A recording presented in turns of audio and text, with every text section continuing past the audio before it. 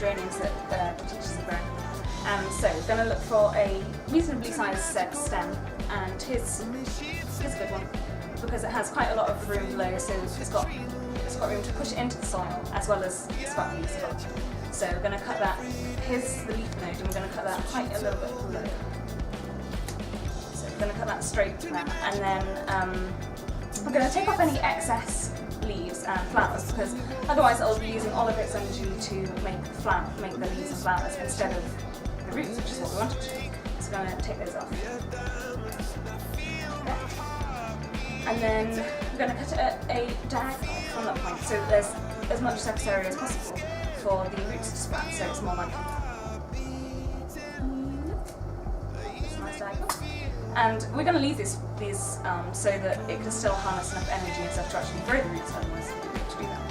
So now we have this nice diagonal surface area. We're going to pop it in the ridges now just to give it an extra growth, otherwise it might not. And then here's a nice compact compost which is done. And we just want to make a little bit of hole, but not too much of a hole, otherwise it won't be stable enough in it. So now we've got the hole, and then we just stuff that right in, and then compact around the sides so that it doesn't wobble at all. And then we're going to leave this in a warm place and water it. And then in a few weeks then it should have rooted and it'll be growing more leaves and flowers. And then, so we can do that with the rest of this, and then we'll have loads and loads of geraniums, and we can plant them all through the borders of the school and make anything look happy and attractive.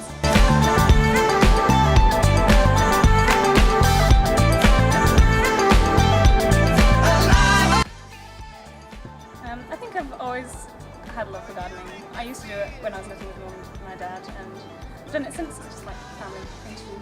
And I asked for a plum tree for my birthday once, and my mum and dad got it me, and it gave me responsibility. And it was just amazing that I could plant this tree, and it would grow, and then it would blossom, which was beautiful, and then it would grow plums, which then I could eat. And it's amazing that I could eat something that was just in my garden that I'd nourished, and and it could feed me, and it's like a symbiotic relationship. It gives them important life skills which they can use when they're older to grow fruit and vegetables for their family, and it'll reduce food miles overall, which is better for the environment. But also, I mean, especially in a town like this when there isn't very much to do, then it means the young people are doing something positive. If we've only got this love, this adventure, all that I, if we've only got this love, the Peace Garden is going to be a place that students can come, and it gives them a bit of headspace that's different from, thinking about learning in a classroom.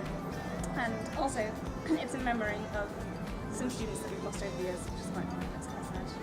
And students can be inspired by this because it's right at the centre of the school, so that's good. And it'll give them some manual skills that they can use in later life, and hopefully now at home, and gardening at home. So over the past few years, Todmorden High School has overcome quite a lot of challenges, and in the same way this project has been just about that, overcoming adversity, and Beth has been instrumental in overcoming that adversity. When we started the project we had no tools, we had no funding to be able to do that. Beth brought in her own tools over quite a distance and even threatened to wheel in a wheelbarrow from a considerable distance away.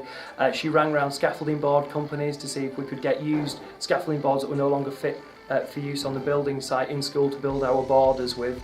She's been absolutely inspirational with the kids, helping them learn basic skills about gardening and showing them how it's done, giving them enthusiasm and a real drive to get involved with gardening.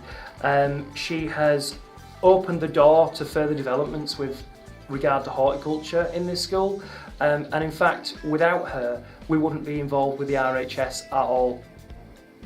So Beth's been a bit of a visionary as well. So her first idea was what we would do with regard to the creation of the Peace Garden. So the Peace Garden project was initially set up as a meditation space for our students so that they could leave the academic world behind and just get their head in the right place to be able to concentrate. So a little bit of meditation space, a little bit of somewhere where they could go to escape, I suppose, the demands of everything that's around them in quite a chaotic world and quite a chaotic academic environment. And secondly, to remember some of our past students that we've lost, and most recently one of our past students who has since left has unfortunately lost her battle to cancer. So her, along with 2 other students who have lost at this school, will be remembered through the installation of some plaques on benches in our Peace Garden.